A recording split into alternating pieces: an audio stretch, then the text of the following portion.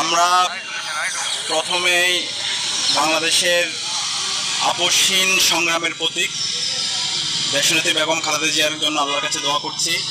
আল্লাহ পাক সুবহানাহু ওয়া তাআলা বেগম খালেদা জিয়াকে জান্নাতুল ফেরদৌসের মেহমান হিসেবে কবুল করেন। আমরা আজকে ঢাকা বিশ্ববিদ্যালয় কেন্দ্রীয় ছাত্র সংসদ ডাকসুর পক্ষ থেকে বিএনপি চেয়ারপারসন অবশ্যই এসেছি।